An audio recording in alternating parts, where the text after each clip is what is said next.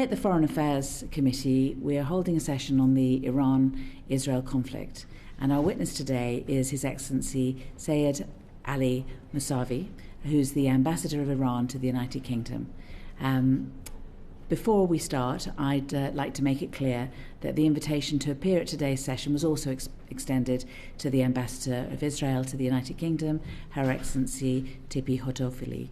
Unfortunately, the ambassador wasn't able to attend, but we are very keen to hear the Israeli perspective on this issue, as we have been in our other areas of work, and we're certainly hoping that we will, at some date in the future, be able to organise that. So we're looking forward to having another opportunity to either hear from the Israeli ambassador as soon as possible or other Israeli voices. And also the Israeli ambassador is obviously always welcome to write to us following this session or at any other time if there's anything that they would like to place on record. Your Excellency, thank you very much for joining us today. May I just explain to the viewers what the Foreign Affairs Committee is? So we're a representative body of the whole of Parliament. We have members of Parliament. I was elected by the whole of the House of Parliament, and then we have representation of the committee, which is from each of the political parties, from the opposition and from the government. Obviously, there are more government MPs than opposition ones, but we have a representative group here. We have a Conservative, a couple of Liberal Democrats, and then 4 of us are government on the government side. But we are independent of government, and our job is to try to make the Foreign Office as good as it can be, but we are independent of the Foreign Office and independent of the government, just so that people kind of understand it. But thank you very much, and at this, and may we also extend our great sympathy to Iranian civilians who are losing their lives at the moment, and how very stressful it must be to be somebody living in Iran right now. I wondered whether you might, at this stage, perhaps you have something that you want to say as an initial statement, and then we may have some questions for you, if that works for you, Your Excellency. Okay, thank you, Madam Thornberry. Ladies and gentlemen, good afternoon to all.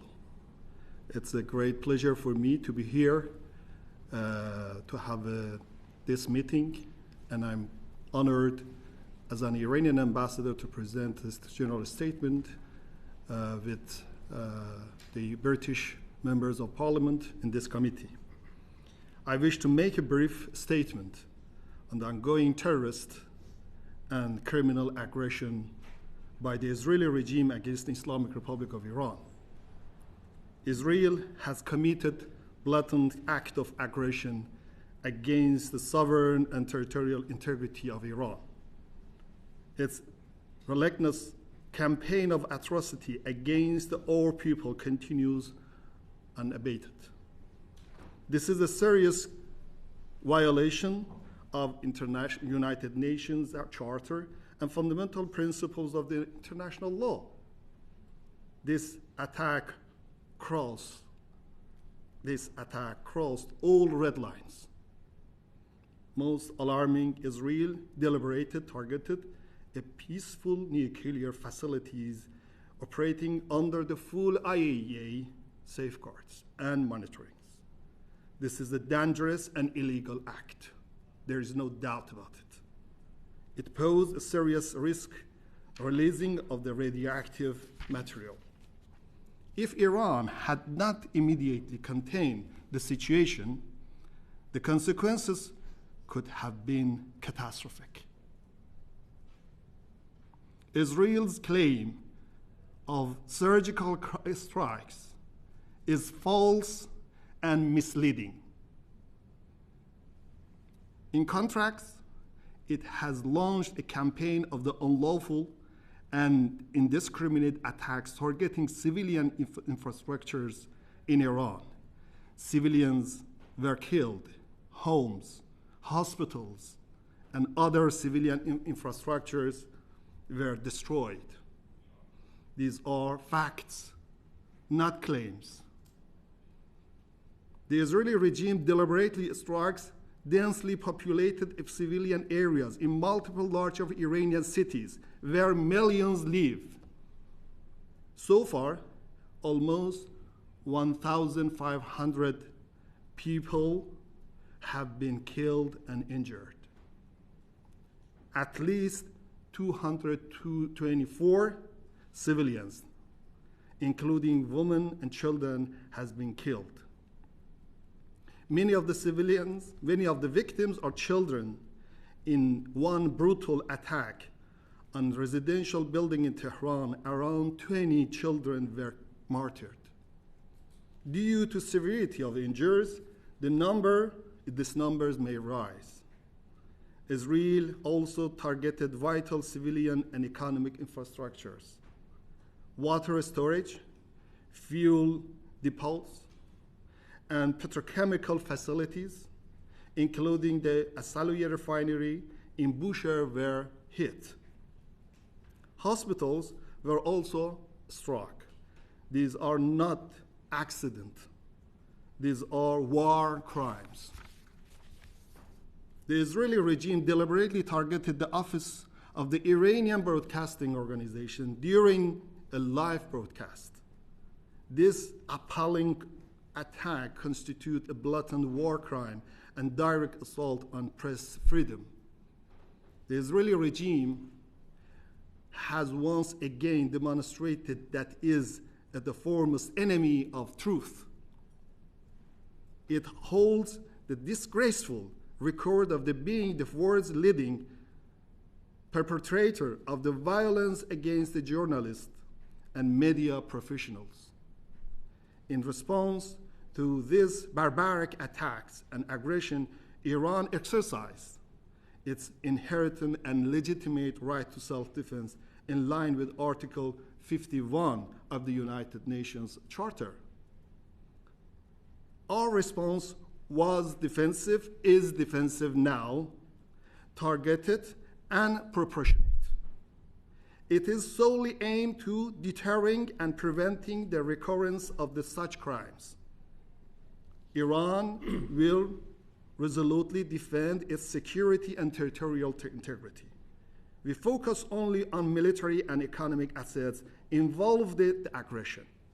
Iran does not seek war or escalation, but we will not hesitate to defend our people, our territory, and our sovereignty. Unlike the Israeli regime, Iran respects international humanitarian law. We did not target civilians. The U.S. forces supported Israeli aggression. Without U.S. weapons, intelligence, and political backing, this attack could not have happened. The United States will share responsibility for this unlawful act. This aggression came just as the sixth round of the nuclear negotiation was about to resume in Muscat last Sunday. Iran came to the table in good faith and with new proposal aimed at bridging differences. The U.S., however, responded in bad faith. This hypocrisy undermines trust and diplomacy. Israel tries to sabotage diplomacy through force. This is a pattern. This is a pattern of the Israeli behavior. Derail talks, escalate conflict, and distract from the on its going crimes, especially the genocide in Gaza. Now it's committing the genocide in Gaza with the hunger weapons, with different limitation and different problems for the innocent peoples. Let me be clear. Iran has not attacked Israel. Iran has not started any war. So that the so-called existential threat narrative is false. It has no legal basis. Also, Israeli invocation of the preemptive self-defense illegally, untemptable, and dangerously erode the foundational prohibition of use of force in international relations. It is used only to justify aggression and hide Israel's war crimes. Iran warns any country assisting Israeli aggression will share legal responsibility for the consequences. Last Friday, Iran called for urgent Security Council meeting. And our request is simple. The Council must act now, according to United Nations Charter, as the main important achievement of the human community in the 20th century. Our request is simple. The Council must act now. Condemn this aggression. Stop the aggressor. Defend the Charter and international law.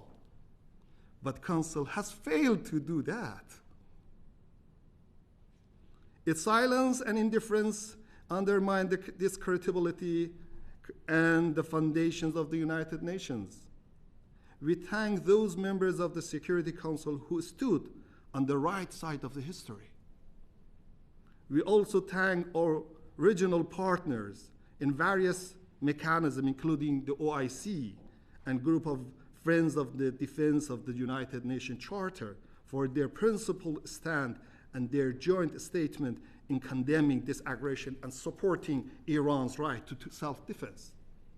Iran will continue to exercise its right to self-defense until Israeli regime aggression stops, or the international community, especially the Security Council, takes the meaningful action. Yesterday, we have sent another letter to address the Security General and Security Council, repeating our urgent request. We call the Security Council to condemn this act of aggression, hold aggressors and their enabler accountable, take the urgent action to prevent further aggression. Inaction will only embolden the aggressor and weaken the rule of law. I think that's very clear. The challenge is very clear, Your Excellency. I'm so sorry to interrupt, and I don't mean to be disrespectful, but because we only have until 4 o'clock, where we're going to have a number of votes, and we have I think we may have about 10 questions for you. Would it be... May I finish if it just takes a moment? That's it. Yes, of course. It will damage the credibility of the United Nations and its achievements in maintaining international peace and security and rule of law in international levels. Let us not forget, Israel is only regime in our region with nuclear weapons. It's refused to join the NPT and place its facilities under the IAEA safeguards. It has attacked almost all of its neighbors and continues to commit atrocity without consequences. Iran will continue to act within the framework of international law. We will defend ourselves lawfully and proportionately, but it's primary responsibility of international community, including United Kingdom, to maintain international peace and security. The international community must act now to stop the genocidal aggressor from committing further atrocity against our people. I thank you, Madam Terperi, for your attention, and other distinguished ladies and gentlemen. Thank you.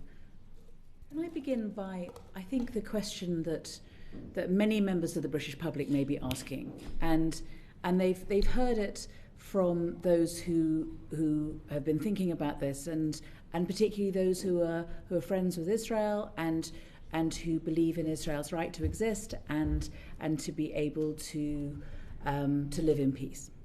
And what they say is this: what is Israel to do when they have a belligerent neighbor who says things like Ahmadinejad said in 2005 that Israel should be wiped from the map, or that the Supreme Leader said that Israel was a dangerous and fatal cancer, or the Supreme Leader said, with Allah's help, there will be no such thing as a Zionist regime in 25 years. So there's this rhetoric.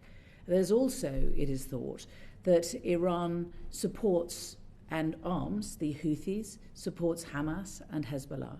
and that they're being used as proxies to attack Israel. So there are these two things. And then they see evidence of Iran not just having not just having nuclear material, which is at 3.6%, which is the amount that is necessary for civilian use, but continues to enrich it, and certainly is at 60%. It may even be at 80 to 90% purity, and 90% purity is what's needed for a bomb.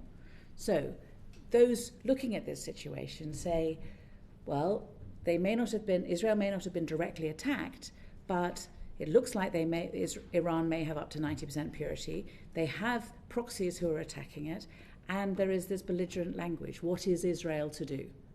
And I think that question is an important one for me to ask you, and it's important for us to be able to have an answer. I appreciate it's quite a profound one, and I also just want to, if it's possible, to give short answers. If it's at all possible to answer such a profound question. It's impossible, but I'm trying. But we have a number of other questions to pile on after that. If that's all right, sir. First of all, let me come to the raison d'être of the establishment of the Israeli regime. The Israeli regime established on occupation, established in apartheid, established for without any application of the right to self-determination of the Palestinian people. This is the main problem. The Israeli regime cannot. Doesn't answer you. I'm coming. So this is very important. You come to the root causes. If you want to have a good analysis, you should go to the history and study more about the details of these problems that we have in our region. Okay? Regarding for the matters related to from the Iranian side, regarding for the, some say, you mentioned that President Ahmadinejad or someone else, we always reiterated to the convening of the one very public and fair referendum in the occupied territory, with the participation of the Jewish people, Christians, and Muslims, and in line with the self-determination of the people who are living there. There is no intention from the Iranian side to go to the military phase. This is the main problem. This is the main fundamental argument that we have. Regarding for you mentioned so-called practices, no, they have their own nations. In Yemeni people or in Palestinian people who, the Hamas people, all of them, the liberation organization, they are trying to, to achieve the self-determination, to punish the occupiers. That's it. Okay. But you are providing arms to them. Regarding arms and funding to ideological groups that share your view, and they are delivering the outcome that Iran wishes. You see that we have the very important, Islamic Revolution. Islamic Revolution as the source of inspiration all of the people in our region. Islamic Revolution, insisted in self-determination. That's a very important right. And the elimination of all of the discrimination and apartheid in our region. This is not ideology. This is only legal matters according to the international law. From the Iranian side, that will inspire them. No, according to our international cooperation with the international cooperation with all of the world. So, Your Excellency, you're saying that Yes. that all that Iran supplies to the Houthis, to Hamas and Hezbollah is inspiration. That there is no assistance of any other sort. There's no weapons or any other support given to those groups by Iran. You see, that Iran, as a sovereign state, has their own international cooperation with all of the world. It's very important. As your government has international cooperation with the Israeli regime. That it is very important and fundamental. If you want to intervene our relations with the other people, it's prohibited by international law. They are inspired by the Iranian Islamic Revolution. Islamic Revolution is a very important source of the self-determination, and so for you see the combating all of the apartheid and discrimination in this region, not only this region but also for all of the world. At that time that we had the same problem with the South Africa apartheid regime. Before we go into that, may I go back to Edward, because I think you've got a wider question about where next. Yes. I do. I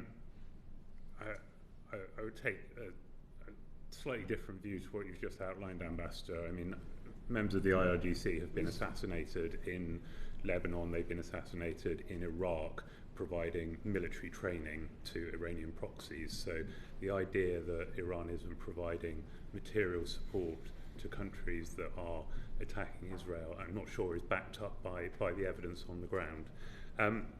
In terms of what Iran's escalation options are, is it Iran's intention to close the Straits of Hormuz? What? Is it Iran's intentions to close the Straits of Hormuz? Yes. First of all, regarding for the our activities in Lebanon, in south of Lebanon, it comes to according to the request for their people and their government, because the Israeli regime invaded the Lebanon. Yes. This is the root causes, because the Israeli regime invaded the Lebanon, and the Lebanese people, Lebanese government requested to help them. It's very simple. And so if you want to come to over that the IRGC send us some things for these issues, yes, IRGC is a very important and very one of the component of the Iranian system. It's a very ordinary, you have the same army in your country, in any other countries. Why are you blaming IRGC? Why are you? I'm simply pointing out that there is evidence to suggest that counters your argument that Iran is not providing any material military aid. Yes, but we're getting sidetracked. Yeah, let's not get sidetracked. I want to understand what Iran's plans are if it's not to come to the negotiating table. Does Iran plan to escalate the conflict by closing the Straits of Hormuz, or is Iran willing to rule that out completely? As a country that is heavily reliant on the free movement of goods around the globe, we obviously have a vested interest in freedom of navigation in the Straits of Hormuz. So, on behalf of your government, can you make clear what its position and intentions are? You see that always we are ready to have apply for diplomatic and negotiated solutions. We always declared that the first priority of the Islamic government, Iranian government, is diplomacy. We're very in middle of the diplomacy. We're very middle of the negotiation with the American side. But unfortunately, Netanyahu destroyed it, but his aggression against us. Now I'm telling to you, Excellency, that Iran now is several times. Yesterday that we had a meeting, we had a telephone conversation, our minister with your minister, the minister, Secretary Lamy, and the French and Chairman and the European Union. We declared that the first priority is diplomacy, provided subject to the ceasefire. The Israeli regime should stop their armed attack to the Iranian people and Iranian infrastructures. It's a very important. It's very important to hear that, and that essentially you're saying that what Iran wants is a ceasefire and they want to go back to negotiations. Yeah. What is the bottom line when it comes to negotiations? Because there clearly have been changes. There has been the IEA inspectors say that they're not getting the access that they used to. They're concerned about what Iran is actually doing with its nuclear material, and the nuclear material seems to be being made increasingly pure. So if there were to be negotiations, would there be a change in the Iranian position vis-a-vis nuclear enrichment? Yes. Regarding that, as a responsible member state of the IEA, we had a very extensive and comprehensive cooperation with the IEA, before the JCPOA and after the JCPOA. You see, JCPOA has their legal requirement upon us, and the other hand, IEA, the safeguard agreement. In JCPOA, we accepted, besides of the IAEA statute and safeguard department, we have the other extra monitoring will be monitored by the IAEA and our voluntary activities to attract the international community trust to us, make a confidence building, because Iran is totally, Iranian nuclear peaceful activities, totally peaceful. And according to this, IAEA produced 15 reports that there is no any deviation, there is no any diversion from the Iranian nuclear activities from the peacefully to military phase. The problem was, but after the JCPOA, it's very important. Yeah. After the JCPOA squandered by United States, the Trump administration, in the first presidency phase, we refer to the European countries that please do your obligations, and there is no doubt we will expect fulfill your expectation. But unfortunately, E3 did not have any good functions in this regard, because all of them saying and observing what United States telling them. Yes, this is the problem. I think I think that you would find many people who would agree that it was very unfortunate that the original agreement was not stuck to and that the Americans walked away from it. But we are where we are now, and the IAEA, the last report from the IAEA, didn't say. Surely you understand. The rest of the world found it quite worrying. If I may, but may I was going to go on to Blair, but may I move to Abdeslam first, because what she says I think next is going to be of relevance, because you were... Thank you, Chair. Ambassador, a question I have is there have been numerous media reports in relation to Iran preparing a bill in Parliament to leave the nuclear non-proliferation treaty. Why would Iran do this? You see that in our system, that the Parliament is an independent organ in our system, and so they can submit draft law for everything. One of them is denunciation from the NPT, but it is not yet adopted by the Parliament. This is not our intention. That the government, according to our defense doctrine, according to our religious teachings, and according to our international obligations, including the NPT, there is no choice going to exit to NPT. But this is one of the proposal raised by the Iranian parliamentarian peoples. Does this give the indication, by leaving the NPT, that you intend to militarize your nuclear facilities? No. There is no. I told you that different mass destruction weapons. There is no any status in our doctrine, defense doctrine. We are the member of the CWC. We are the member of NPT. We are the member of BWC. So why not remain a member of the NPT? Why leave? It depends. It depends the situation. According to Article 10 of the NPT, it's very important. Every state party, if they feel that the vital interest has been going threatened by somebody, at that time we are going to review. There is no doubt about it. Because you see, please give me the photos of the innocent people. Our innocent people, all of them are being killing. We are responsible for these people. All of them. This one, Ehsan Eshraqi and Baran Eshraqi, father and girl, his daughter. We have a... Mahya Nikzad. Sorry, Ambassador, we actually have a... It's a very important. This is the innocent people and civilian. I am representative of these people in this country. No, it's all right. It's so sorry. We have rules about props and not showing photographs and so on. I'm so sorry. And as I said at the outset, we're completely sympathetic to and think that the deaths of civilians on both sides is simply appalling and want it to stop. And that's really what this hearing is about. Thank you.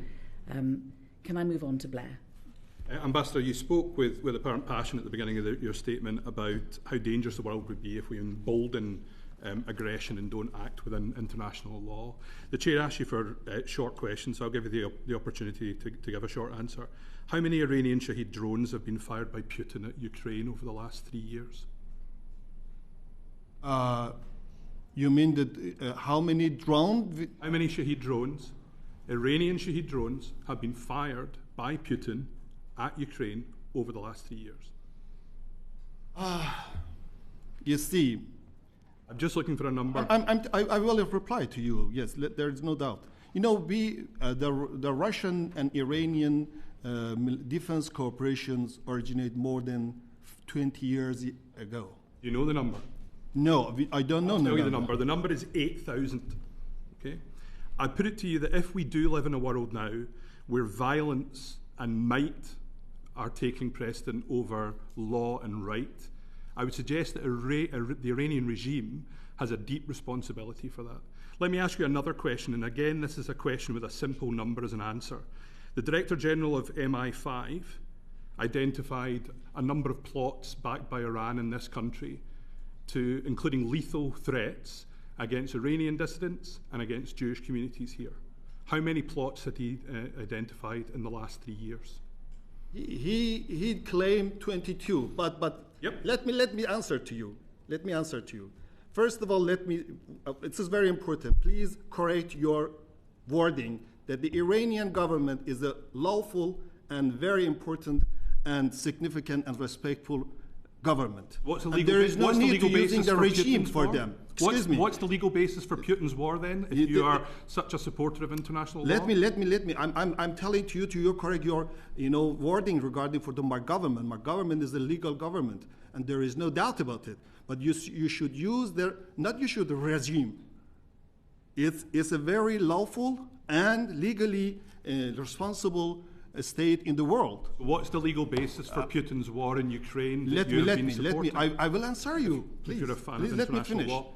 You see, regarding for our defense cooperation that Iran and the Russian Federation, it's a very important, and we declare to the Russian side not to use our cooperation with the third party against the third party.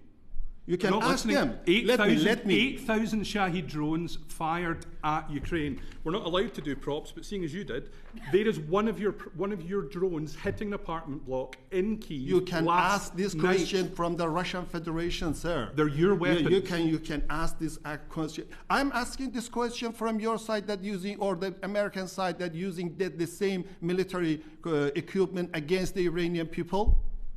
You do not have any defense cooperation, military cooperation between Israel and Britain? I'm suggesting. No. I'm suggesting. Yes or no. Yes or no. Excellency. You're yes here or to no. answer questions, Ambassador. No, this is I'm very suggesting important. your moral authority is shredded by your support for If you ask me to answer you, Excellency, if you ask me to answer your question, there is your duty to answer my question, because this is the dialogue room. I came here to declare our concerns to the one responsible state, the United Kingdom. I respect the United Kingdom for his achievement to the human, community in the world. I think, and the United Kingdom is a member state of the United Security Council of the United Nations. Why don't you condemn the Israeli arm attack to Iran? You didn't condemn it. Your Excellency, and regarding for the plots. Your Excellency, we're very asked grateful. Me one question regarding for the MI5. May I ask you? May I answer? Wait. Okay, please. What I would like to do. Okay, please. If we could just take a breath. Okay. It is really, we are very grateful to you for coming. Thank you. And the evidence that you've given in the round is what's important. And it's the evidence that you give, and we listen to what it is that you say. And what we're trying to do by asking questions is to test what you're saying. Thank you so much. But we're not really in a position to speak on behalf of the British government. We are here to test your evidence, to try to make a contribution, which is so that we can hear the Iranian point of view, but not just take it at face value, but also to test it, and that is what we're trying to do in good faith.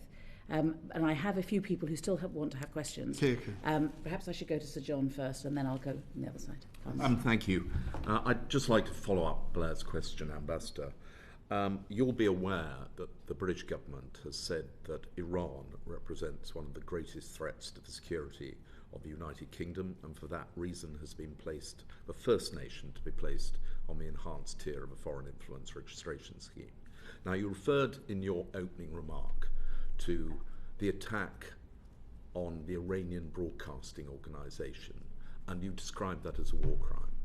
I've been to visit Iran International, which is based in London, whose journalists have been subjected to threats from Iran on a daily basis, where a journalist was stabbed in a London street and where Iranian citizens are currently being accused of conducting that. I've also talked to BBC Persian journalists whose families are being daily harassed by the Iranian regime in Tehran. So why are those not war crimes, and how do you defend the behavior of the Iranian government? I think this is an irrelevant question. I'm sorry, sir, because I'm telling you regarding for the Israeli aggression, but with your respect, I will respond to you. I do believe that regarding for these claims has been raised by different people, we need evidences. We need evidences. Several times we declared to the Foreign Office to have some consultation meetings with the military services regarding for the address all of these issues. These issues are some allegations and blaming against my country. Yes, we have some criticism regarding for the BBC Persian activities. They are going to making some,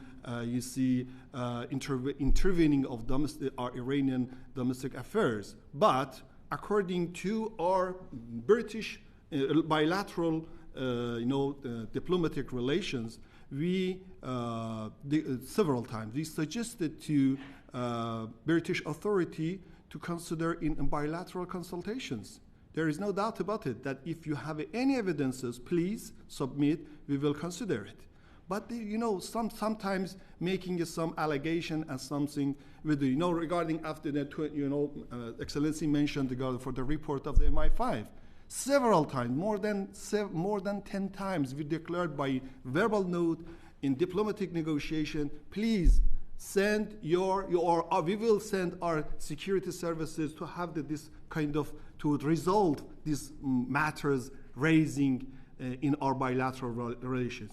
We have very, constructive business-like diplomatic relations. Your ambassador, Mr. Hugo Schurter, is working in Tehran in your embassy, and I came to London after the vacancy of the 3 years. We do not have any ambassador, and I am very keen to provide and prepare different cooperation between Iran and United Kingdom. I'm assure you, sir, that Iranian side is ready to cooperate for everything. Cultural, economic, security, everything. According to your evidences that you have, or evidences, we can share it. Ambassador, the statement by the Director General of the Security Service that there have been over 20 assassination and abduction plots, that has no, the Iranian government has no responsibility for those.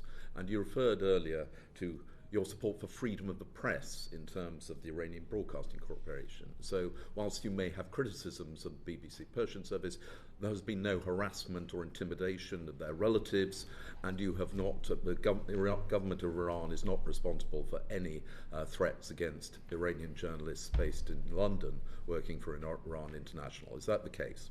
I told you, Excellency, I told you that these matters should be considered. Should be considered between the expertise groups. This is some claims. Please, there is no doubt that the Iranian side is ready to cooperate with the British side to consider and remove this kind of misunderstandings. Alex. Ambassador, you talked at the start in your statement about Israel attacking civilian nuclear facilities across Iran. I understand from wide reporting that Iran has been enriching uranium up to 60% in a large quantity, and now up to 80 or 90%. In which case, in both cases, in fact, there is no civilian purpose for this uranium. It can only be moving towards the development of a nuclear weapon. What justification is Iran giving for enriching this uranium for moving beyond any civilian needs?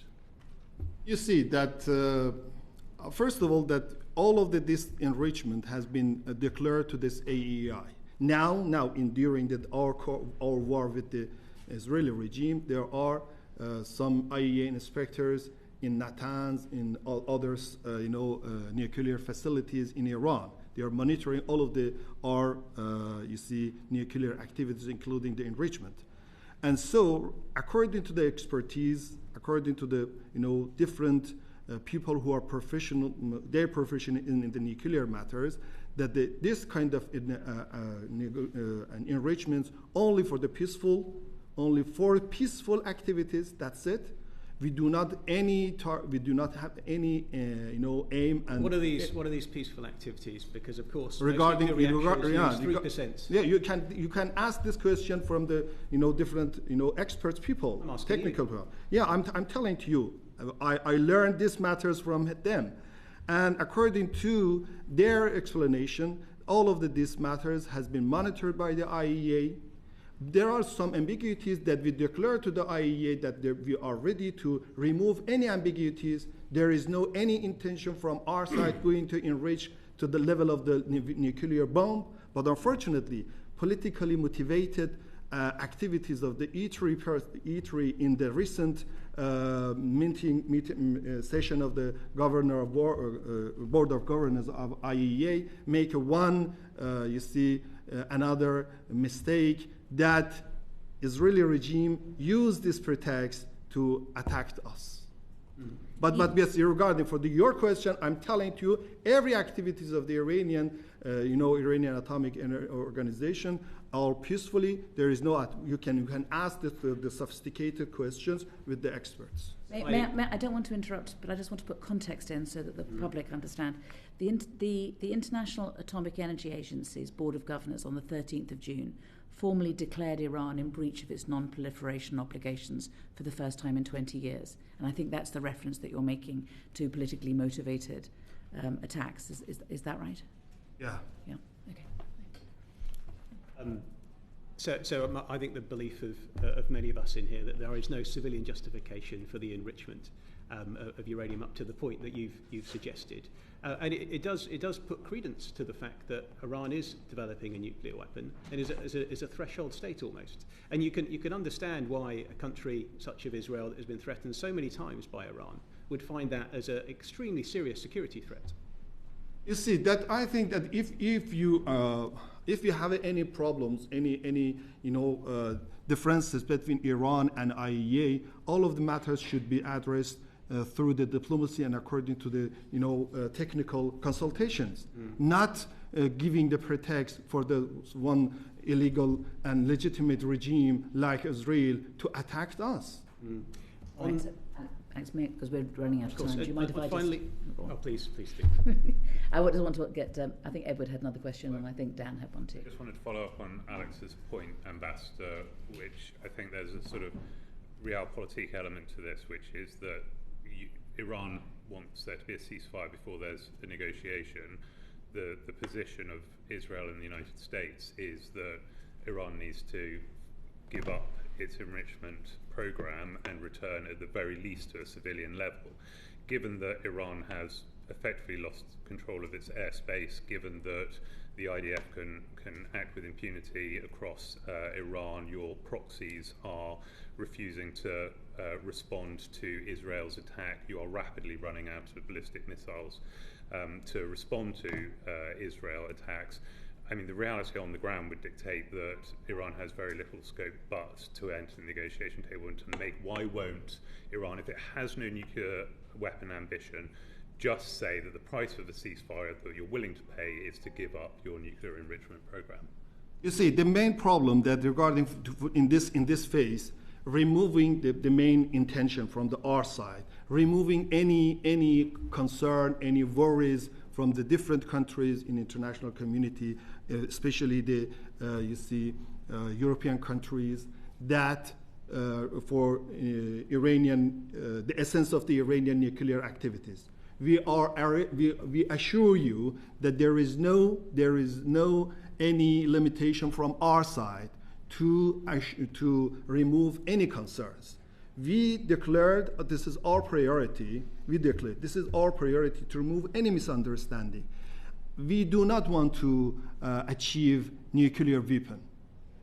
We have, during the 15 reports of the IEA, during the implementation of the JCPOA, we declare, we show our intention. We showed our intention that Iran has not any desire to produce the nuclear bomb. This is because these are responsible member states of the NPT, and as well as the reality on the ground dictates that. The reality of the ground is an inspector of the IEA. IEA has a very different interaction with us. Is going to be giving up your nuclear enrichment. That's the obvious situation on the ground right now. So my question is, why won't Iran simply commit, if you have no nuclear ambitions, simply commit to ceasing enrichment, hand over what has been enriched, and go back to 3.6% civilian? That would be there is no doubt that we agree with you, but through the diplomacy, not arm attacked.